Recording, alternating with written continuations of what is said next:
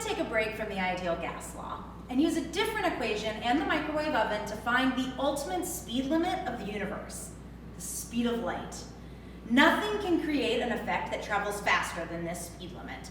Light is an electromagnetic wave, like our microwaves, so microwaves travel at the speed of light.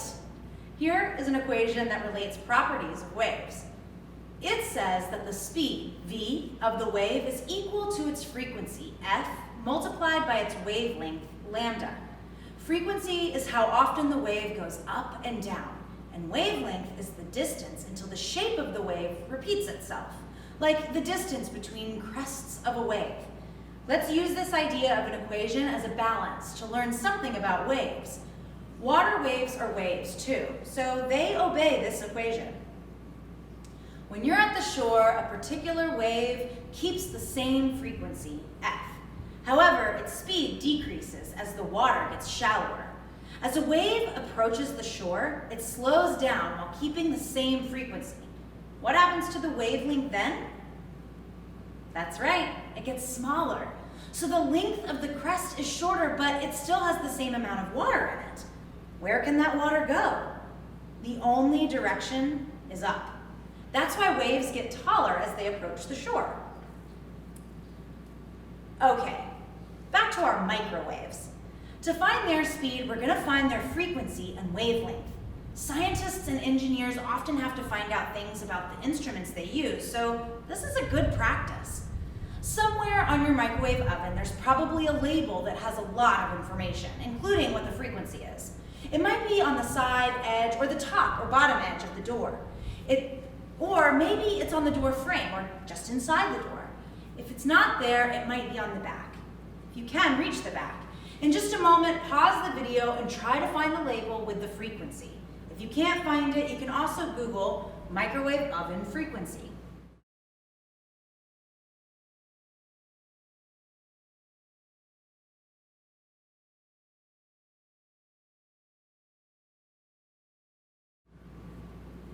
Did you find it? Hopefully you did. And if you did, you should have seen 2,450 MHz.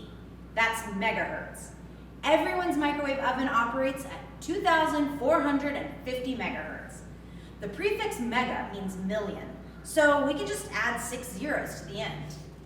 That's 2,450,000,000 hertz. Hertz is a unit that means waves per second. So this oven's magnetron is making about 2.5 billion waves per second. Why is the frequency so high? Because that's the frequency that does a good job of making the water molecules spin and get hot. You can think of it this way. They're really small, so they can spin really fast. Now that we have the frequency of the microwave, we still need to find the wavelength so we can calculate their speed. Remember, when we were talking about how microwave ovens work at the start, we said that there are intense spots and dead spots. These intense spots are a half wavelength apart, since the corresponding to trough and crests in the wavelengths in the distance from crest to crest or trough to trough. We need to measure the distance between the intense spots and double it to get the wavelength. We can find these intense spots with food, but we need the food to stay in the same place so we can tell where it gets hot and where it doesn't. Reach into your microwave oven to remove the turntable and carriage.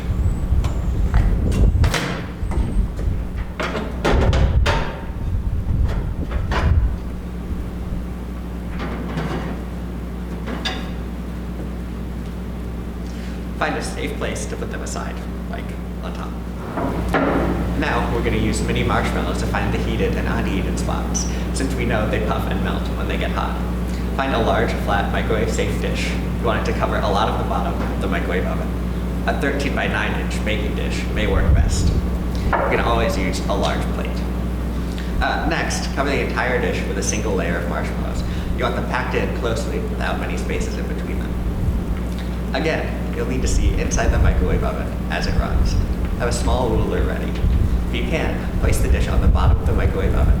In some microwave ovens, the axle for turntables is in the way. If that's the case, take a microwave-safe bowl or dish and turn it upside down over the axle. So, Then set the dish of marshmallows on top of it. In a moment, you can pause the video to set this up and run it. Or set the microwave oven for 2 minutes. Though, you're going to stop it before that. Here, I'm just kind of...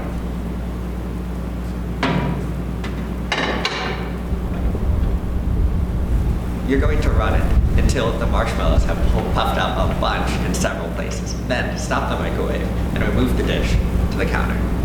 Use the ruler to measure the distance from the center of one of the puffy, melted spots to the corner, or to the center of the nearest puffy, melty spot. Write down the measurement.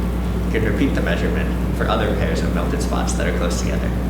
Do your measurements in centimeters if you can.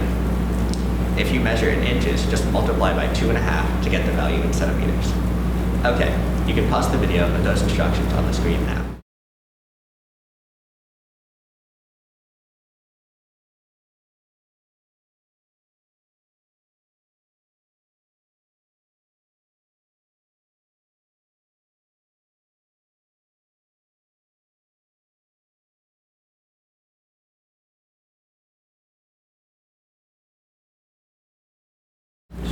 Alright, if you have several measured values, you can average them or approximate them to the most common value.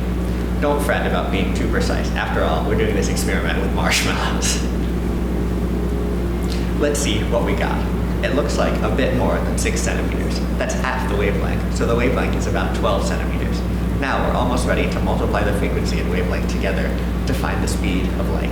First, we want to get the wavelength to meters. 1 centimeter is 1/100th of a meter. So divide 12 centimeters by 100 to get into meters. That's 0.12 meters. You can use the calculator app to multiply, or you can just type into the address bar for new browser tab. 2,450,000,000 hertz is 2,450,000,000 waves per second. Multiply that by 0.12 meters per wave. That gives us 294 million meters per second.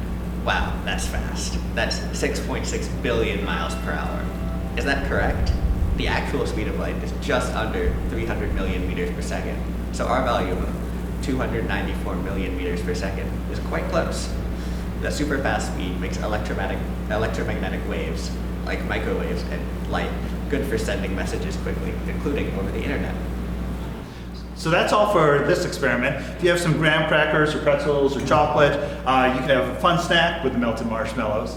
Scraping the marshmallows out of the pan can be really tricky. Luckily, once you get the big globs of it out, you can take some warm water and just dissolve them away. Now let's look back at some of the things we've learned.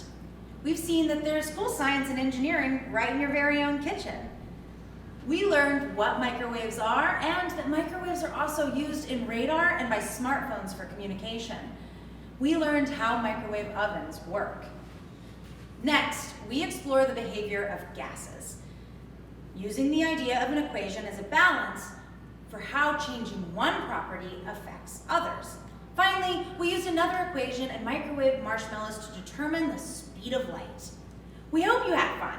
We're done with experiments for you to do at home, but in the next videos, you can learn more hot science while watching some flashy microwave oven demonstrations that are safe for here in the laboratory, but are not safe for doing at home.